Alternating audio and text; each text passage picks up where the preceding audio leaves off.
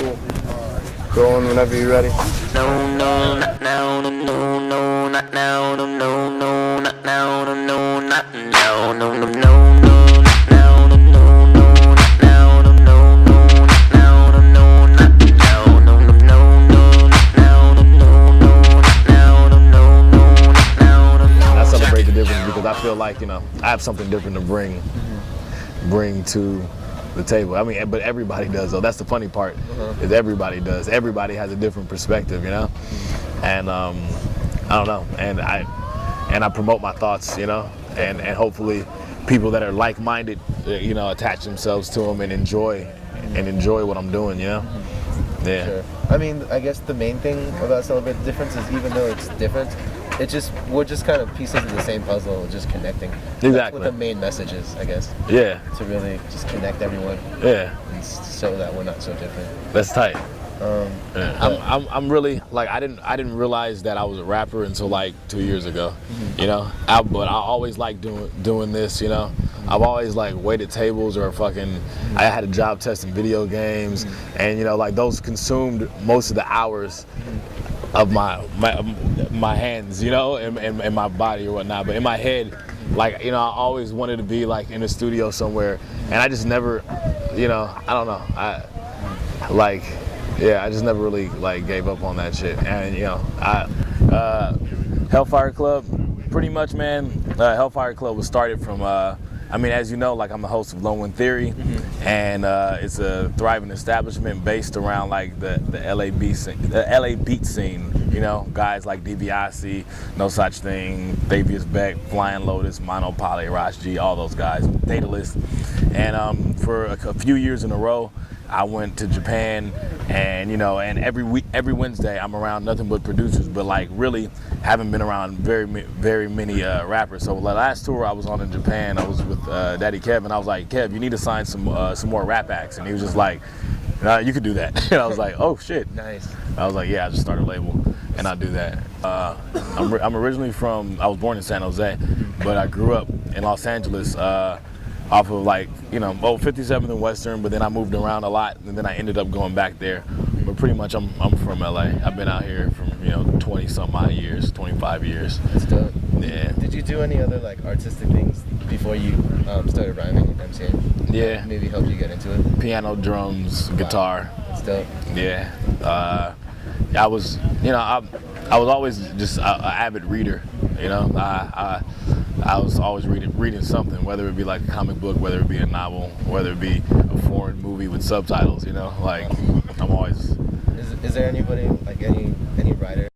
Writers that inspire my style. Yeah. Nicholas Nassim Taleb, the writer. He wrote The Bed of Procrustes and also a book called The Black Swan.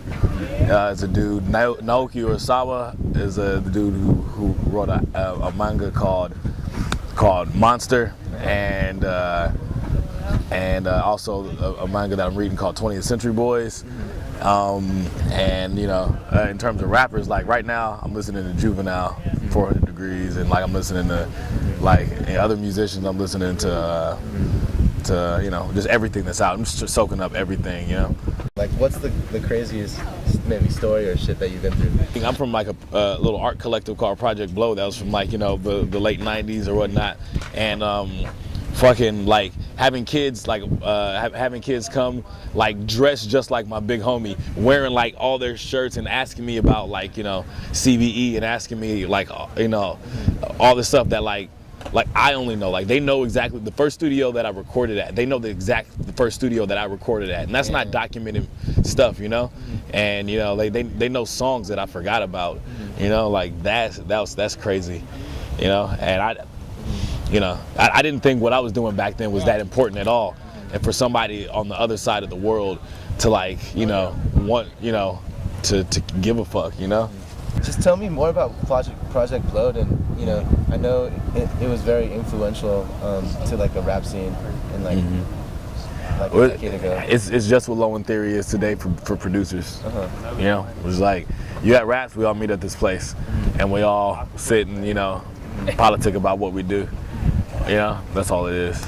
I mean, how do you feel that things have changed in like the last decade that the kind of beat scene and events like Low End Theory and Project Load? How have they changed? Yeah. I feel like there's an underground for beats and there's no underground for, like, the sky's the limit with like rap. You can be the most obscure, your content could be the weirdest shit ever, and you can be a mainstream force, Whereas like with beats, like there is actual counterculture, and there's people that just like, mainstream stuff, mainstream sounding beats, and those people end up, working on like huge records, and then but there's this like thriving underground where like dudes like like Free the Robots and like DiBiase and all these guys, where like they can like actually make a living off of like the stuff they compose in their bedroom, kind of like how it was with the underground rap shit, like stuff that you recorded on a 4-track or 8-track back in the day. You can make a living off of that. That's the biggest difference. And my stage presence was really like honed and developed at the Project Blowed. Like imagine every Wednesday having a test subject, or a room full of people to practice your things on, like Adam behind the camera every Wednesday. Every week he shot a new short film and took it to a place to be reviewed by a room full of his peers, and not like on some classroom shit, like some shit where somebody will just yell out, "That sucks!" Boo! For sure. You gotta like grow some like stage presence, and some confidence, So tell me about winning Scribble Jam in 07, man.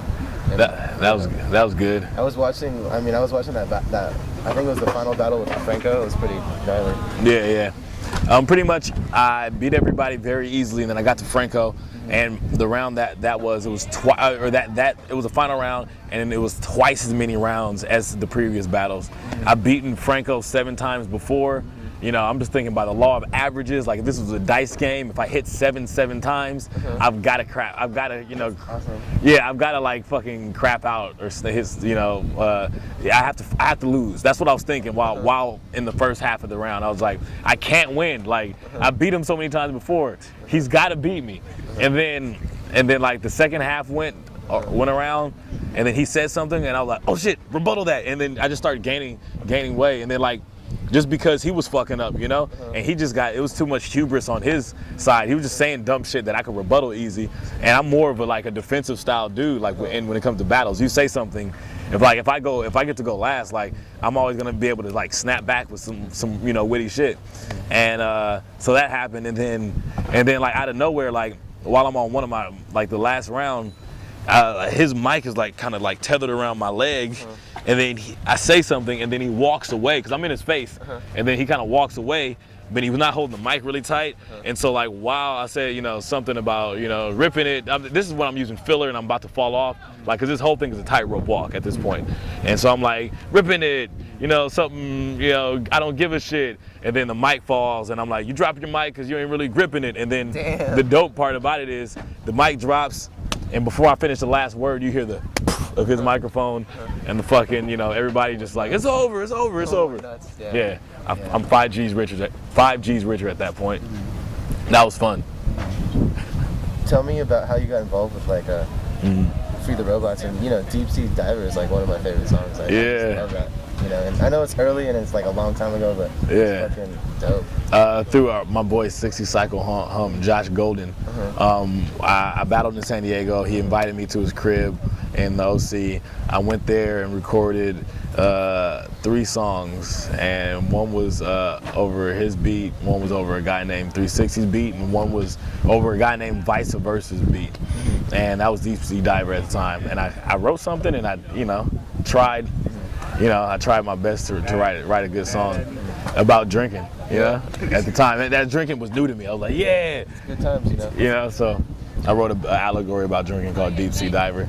And 10 years later, I ended up working with the same guy on my next record, I thought I would never see him again, because I never met him, ever. His name was Vice Versa. He came to play Low End Theory. He's like, hi, I'm Chris from Free the Robots, but you probably knew me as Vice Versa. I'm like, it's 7 years later. Oh, so happy to see you, That's true, man. Most of life is so